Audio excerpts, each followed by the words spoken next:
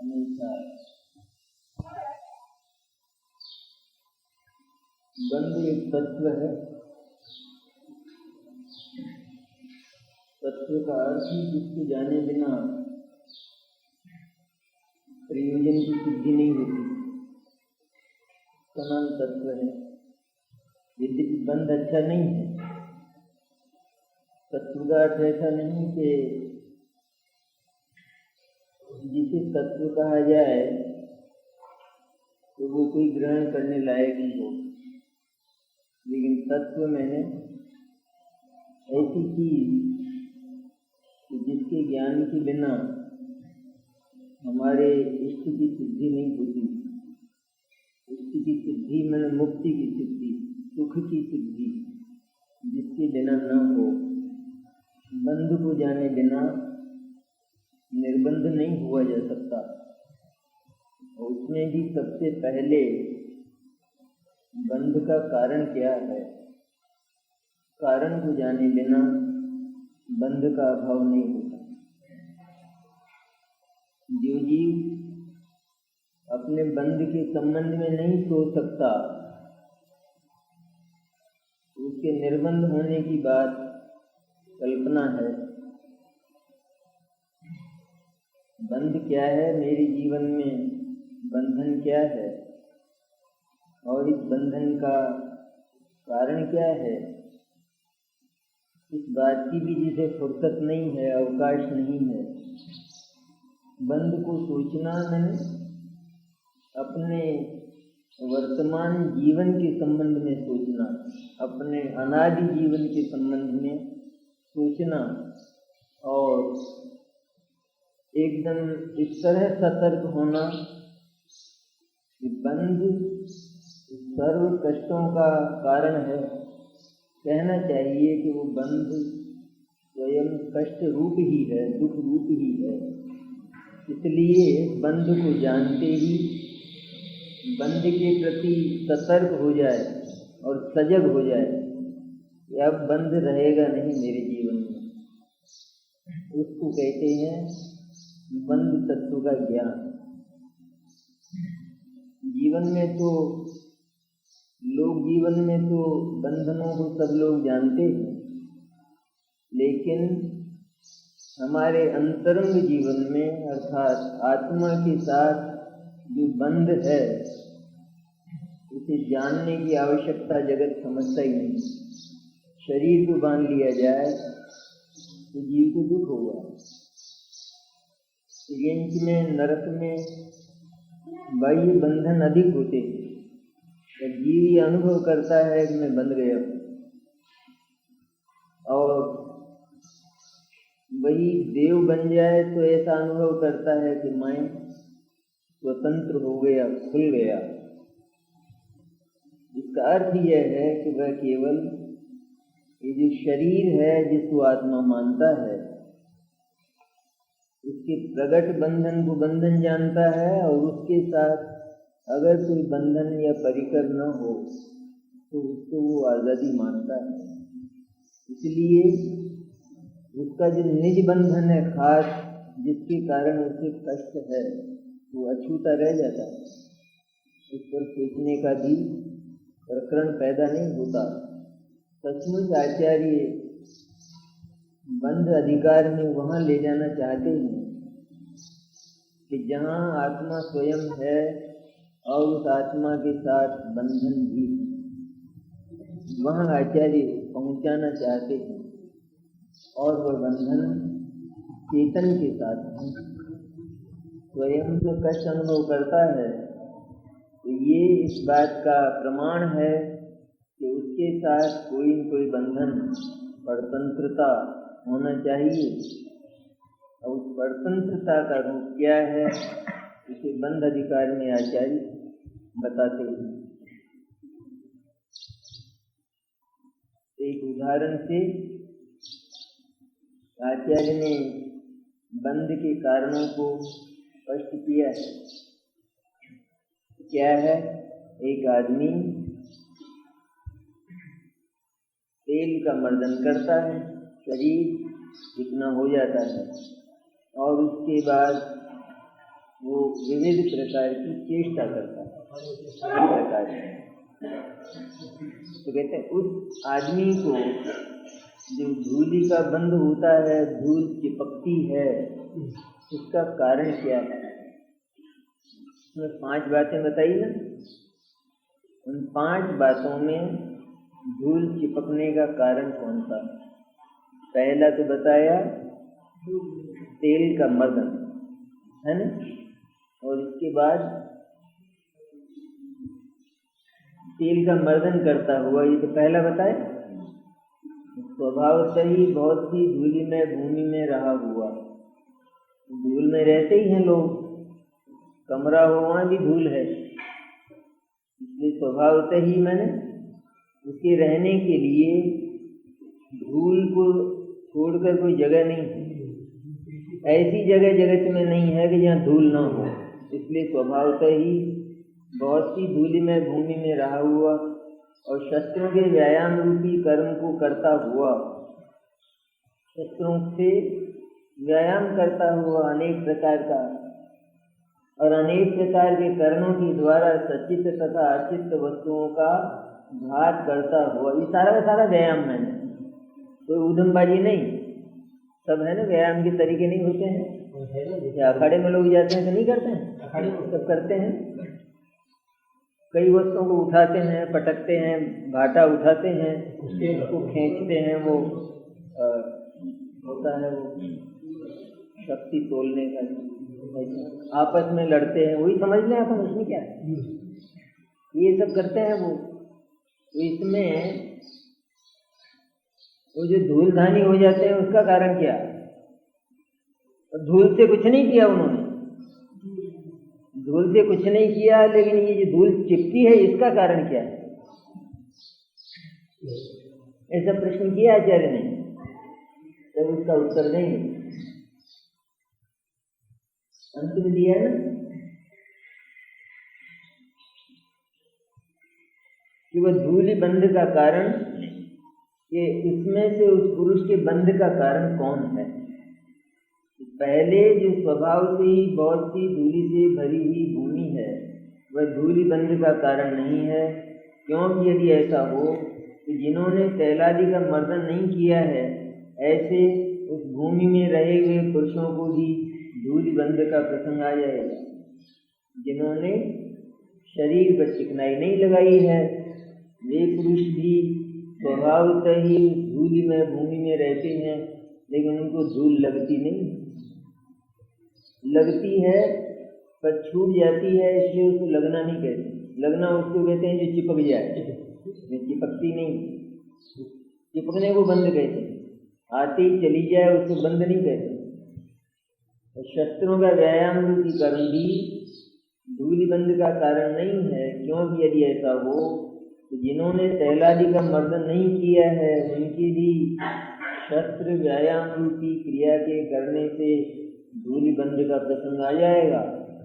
अनेक प्रकार की शस्त्र को घुमाते हैं, तलवार घुमाते हैं, लकड़ी घुमाते हैं, ये सब करते हैं, तो ऐसे चिपकती है धूल, इससे भी नहीं चिपकती है, क्योंकि ऐसा वो व्यक्ति भी करता है दूसरा कि जिसके शरीर पर चिकनाई नहीं है, तो उसको धूलि का संयोग नहीं होता, बंध नहीं होता। अनेक प्रकार के कारण भी धूलि बंध के कारण नहीं है। कारण मैंने साधन बहुत से, क्योंकि यदि ऐसा हो तो जिन्होंने तैलादि का मर्दन नहीं किया है, उनके भी अनेक प्रकार के कर्मों से धूलि बंध का प्रसंग आ जाएगा। विविध प्रकार के शस्त्र जो हाथ में लेते हैं वे और उनको घुमाते हैं, तो वो भी कोई बंध का कारण नहीं है। वे शस्त्र धूल को नहीं खींचते, उनमें धूल नहीं है और वे धूल को खींचते भी नहीं हैं। और सचित तथा अचित वस्तुओं का घात भी धूलि बंध का कारण नहीं है, क्योंकि यदि ऐसा हो जिन्होंने तैलादि का मर्दन नहीं किया, उन्हें भी सचित तथा अचित वस्तुओं का घात करने से धूलि बंध का प्रसंग आ जाएगा। सचित और अचित वस्तुओं का घात करना भी धूल बंध का कारण नहीं है, कौन बोलते हैं ये? हैं? कौन बोलते हैं? गली का आदमी बोलता है तो कौन बोलते हैं? झगड़े की बात नहीं है। सचित और अचित वस्तुओं का घात वो बंध का कारण नहीं, ऐसा कहते हैं अमृतचंद्राचार्य। कौन कहते हैं?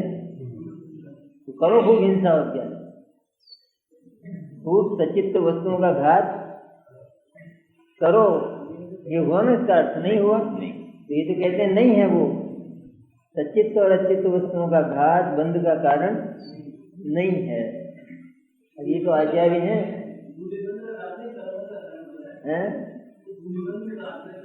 कर्मबंध की बात अब आगे करने वाले हैं ना। ये धूल माने कर्म, धूल माने कर्म।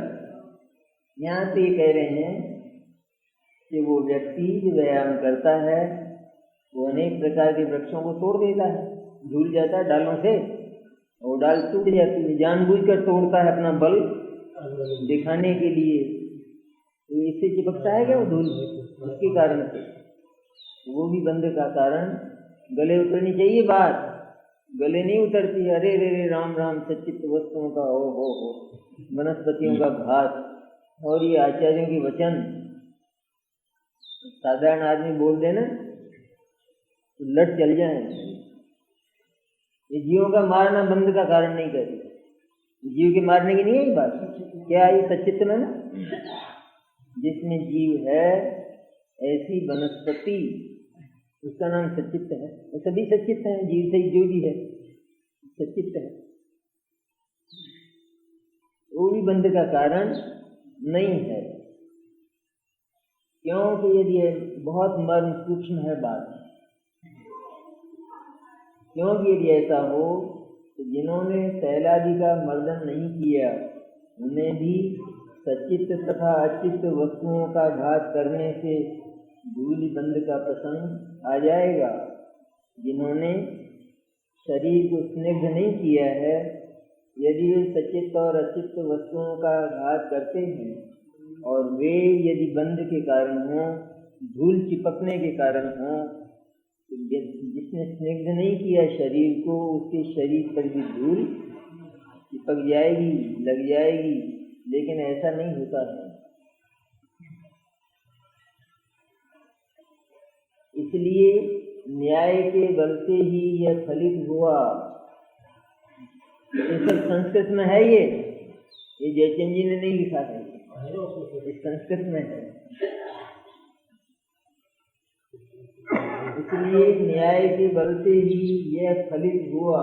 ये ऊपर है देखो, न सचित्ता चित्त वस्तु घातः स्नेहा नव्यक्तानाम अपि तस्मिन् तत्प्रसंगा ततो न्याय बलेन एव तत् आयतम। न्याय के बल से ही ये बात आई, न्याय के बल से ही ये सिद्ध हुआ कि उस पुरुष में शैल का मर्दन करना बंध का कारण है। शरीर को चिकना करना बस ये एकमात्र बंध का कारण है। शेष जो 4 प्रकार की क्रियाएं हैं जो उसी पुरुष में होती ही देखी जाती हैं, वे बंध का कारण नहीं है। इसी प्रकार अब मुख्य प्रकरण बंध का, इसी प्रकार मिथ्या दृष्टि अपने में राग आदि करता हुआ स्वभाव से ही जो बहुत से कर्म योग्य पुद्गलों से भरा हुआ है, ऐसे लोक में काय वचन मन का कर्म करता हुआ अनेक प्रकार के कर्मों के द्वारा सचित तथा अचित वस्तुओं का घात करता हुआ कर्म रूपी रज से बंधता है। ये आ गई ना ऊपर की बात। ऊपर जो करण आदि आए वो यहाँ भी आए, लेकिन क्या दिया है, मुख्य बात क्या दी है? इसी प्रकार मिथ्या दृष्टि अपने में राग आदि करता हुआ, अपने में राग आदि करता हुआ, ये है मर्म की बात। अपने में राग आदि कैसे किए जाते हैं? ये राग द्वेष के होने को राग आदि कहते हैं, वो नहीं है बात। आत्मा एक ज्ञान स्वरूप पदार्थ है, तो ज्ञान का स्वभाव राग करने का नहीं है। आत्मा कैसा है? ज्ञान वाला पदार्थ। ये कैसे जाना अपन ने? आत्मा ज्ञान वाला ही है, ये कैसे जाना? आत्मा का स्वभाव ज्ञान ही है, ये कैसे जाना है? राग भी तो है, राग ही रहता है नहीं? तो आत्मा राग स्वभाव वाला है, इसमें क्या दिक्कत आई? कोई संसारी जीव ऐसा मिलता है जिसमें राग ना हो? मिलता है? नहीं मिलता। ज्ञान वाला तो मिलता ही है। ये आत्मा राग स्वभाव वाला है, इसमें क्या झगड़ा है?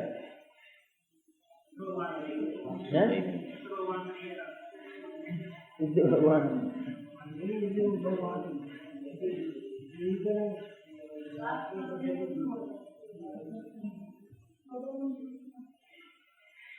क्योंकि राग का अभाव हो जाता है,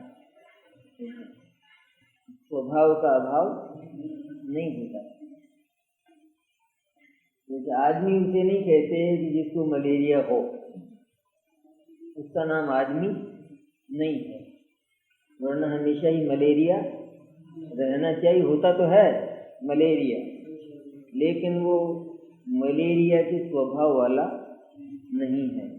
इसी तरह सदा से ही आत्मा के ज्ञान के साथ राग तो रहता है, लेकिन आत्मा राग के स्वभाव वाला नहीं है। क्यों नहीं है?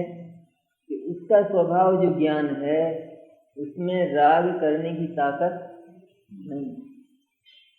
ज्ञान उसे कहते हैं कि जो राग न करे, क्योंकि अगर ज्ञान राग करता है तो उसने जगत का स्वरूप ही नहीं जाना। जिसने जगत को देखा उसे तत्काल ऐसा लगा इसमें से एक भी पदार्थ मेरे ममत्व करने लायक नहीं। उसको ज्ञान कहते हैं। ज्ञान उजाला करता है, ज्ञान प्रकाश करता है। जिस ज्ञान ने अपने प्रकाश में जगत का स्वरूप जाना तो उसने यह जाना इस जगत में जो अनंत चेतन और अचेतन पदार्थ हैं वे सबके सब केवल अपनी स्वरूप सीमा में न्यारे न्यारे भिन्न भिन्न रहते हैं, एक दूसरे से मिलते कभी नहीं है, संबंध किसी का होता नहीं है। तो मैं भी इस अनंत विश्व से न्यारा एक चैतन्य तत्व हूँ। इस तरह जिस ज्ञान ने जगत को जाना तो उस ज्ञान में से ममत्व का और राग का भाव, राग न ममत्व, उसका अभाव हो जाता है। मैंने इसमें कोई भी पदार्थ मेरे राग करने लायक अथवा ममत्व करने लायक नहीं है। जैसे करोड़ों घर हैं, करोड़ों परिवार इस विश्व में, ठीक है ना, और एक अपना परिवार है। ममत्व करने लायक कौन है? कौन है ममत्व करने लायक? है कोई ममत्व करने लायक? क्यों नहीं है? क्यों नहीं है? क्यों वैसी लाल ममत्व करने लायक क्यों नहीं है? हमेशा रहने वाले नहीं रहेंगे। अपने नहीं हैं, अपने नहीं, पराये हैं। पराये हैं इसलिए ममत्व करने लायक नहीं है। पराया है उसके साथ ममत्व करता है वो अपराधी है। लोक में करके देख लो, किसी की वस्तु पर बिल्कुल हमारे लिए अनधिकृत है, हमारा अधिकार नहीं है। भाई अपने परिवार पर, अपनी चीज पर ही तो अधिकार हो सकता है। दुनिया में झगड़े क्यों होते हैं? कोर्ट क्यों है जगत में? क्यों है? इसीलिए है कि आदमी अपने से भिन्न जो वस्तुएं हैं, जो संपत्तियां हैं, जो घर हैं, उन पर अपना अधिकार घोषित करता है, अन्याय करता है। तो वो नहीं करना चाहिए ना, ऐसा मनुष्य का स्वभाव है ना। ये मनुष्य का स्वभाव अगर ऐसा न होता तो कोर्ट न होती, कोर्ट इजाजत देती करो खूब लूटो। लेकिन कोर्ट ये कहती है कि ये मनुष्य का स्वभाव नहीं है, तुमने उसमें अनाचार किया, अतिक्रमण किया है, इसलिए तुमको सजा दी जाती है। इस तरह आत्मा ज्ञान स्वभाव वाला है। उसका अर्थ क्या हुआ? ज्ञान का उदय होते ही जीव ये जानता है कि सारा लोकालोक अनंत पदार्थों से भरा हुआ है, लेकिन इस सारे लोकालोक में मेरी आत्मा के अतिरिक्त, मेरी सत्ता के अतिरिक्त और तिलतुष मात्र भी मेरा नहीं है। तो फिर राग हो, ममत्व हो, फिर नहीं होता। इसलिए ज्ञान का स्वभाव ममत्व नहीं है, ये सिद्ध हुआ। और आत्मा का स्वभाव ज्ञान है, क्योंकि वह सदा रहता है, उससे आत्मा पहचाना जाता है, इसलिए ज्ञान उसका स्वभाव है। तो इसी प्रकार मिथ्या दृष्टि अपने में रागादि करता हुआ, ये था अपना जो अपना फ्रेज है ना, पद, इस पर अपना विचार है। अपने में रागादि करता हुआ अर्थात आत्मा मिथ्या दृष्टि भी है तो ज्ञान स्वभाव वाला, उसके पास ज्ञान है बराबर, लेकिन वह ज्ञान का सही उपयोग नहीं करता है। तो क्या करता है ज्ञान का उपयोग? अपने ज्ञान में वह ये जानता है कि ये जगत मेरा है, ये शरीर मेरा है, ऐसा जानता है। इसको क्या कहते हैं? अपने में रागादि करना, अर्थात जो अन्य वस्तु है उस अन्य वस्तु को और अन्य वस्तु के प्रति होने वाले जो अतिक्रमण करने वाले भाव हैं, अनाचारी भाव, उन अनाचारी भावों को यह अपना मानता है, अपना स्वरूप मानता है। मानता है नहीं मानता? ये मेरा है, तो मेरा है तो उस वस्तु को अपना माना, और मेरा है ये जो भाव पैदा हुआ, इस भाव के साथ प्रीति नहीं है इसको। इस भाव जैसा ही अपने आप को नहीं मानता है, मानता है। जैसे रात को खाने वाले लोग ये मानते हैं नहीं कि हम तो रात को ही खाते हैं, तो हमारा तो ऐसा ही है, ये हम छोड़ नहीं सकते हैं। तो उन्होंने क्या माना?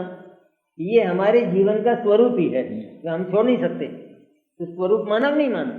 इस तरह ये अन्य के प्रति प्रीति करना, ममत्व करना, एकत्व करना, अपनत्व करना, ये मेरा स्वरूप ही है। जब ज्ञान क्या कहता है, ज्ञान क्या बताता है कि एक भी तेरा नहीं है, ये बताता है ज्ञान। तब उसने ज्ञान का दुरुपयोग करके ज्ञान में रागादि किए, अपने में रागादि करता हुआ मैंने क्या, बहुत वजनी है ये बात। मिथ्या दृष्टि अपने में रागादि करता हुआ, राग का रहना, राग का होना, ये नहीं कहा यहाँ पर। राग का होना ये तो अनादि की आदत है जीव को, लेकिन अब करना क्या है इसको? तो वो भूल तो सदा से चली आई, लेकिन ये जो राग है, भीतर उत्पन्न होने वाला आकर्षक भाव, अन्य के प्रति आकर्षित होने वाला भाव, उसका नाम राग। ये मेरा, ये मैं, ये अच्छा, ये बुरा है ना, ये भाव। तो क्या करता है ज्ञान?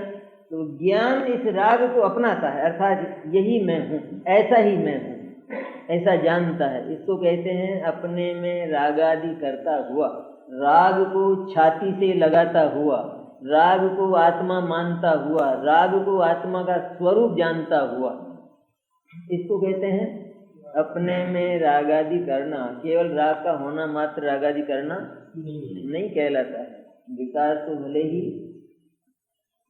बीमारी भले ही बहुत पुरानी हो, लेकिन उस बीमारी को जिसने बहुत समय से अपना स्वरूप माना, उसका सबसे पहला कर्तव्य यह है कि वह उसको अपना स्वरूप न माने। ये सबसे पहला काम है। ये जो कोई भी विकार है, उस विकार को नष्ट करने का एकमात्र उपाय है, सबसे पहले उस विकार में और अपने में भेद करे, अंतर डाले। ये ज्वर और मैं दो चीज हैं, ये एक नहीं।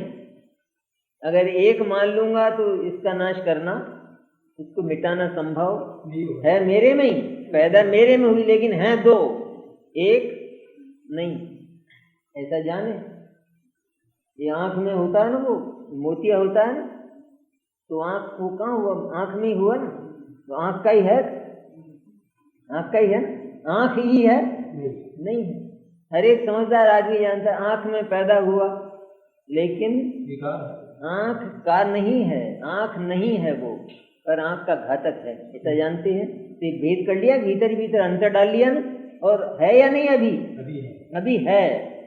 हाँ, जानते ही नष्ट हो जाए ऐसा नहीं होता है, और जाने बिना तो नाश हो ही नहीं सकता। यही जान ले कि आंख ही ऐसी है तो नष्ट नहीं होगा।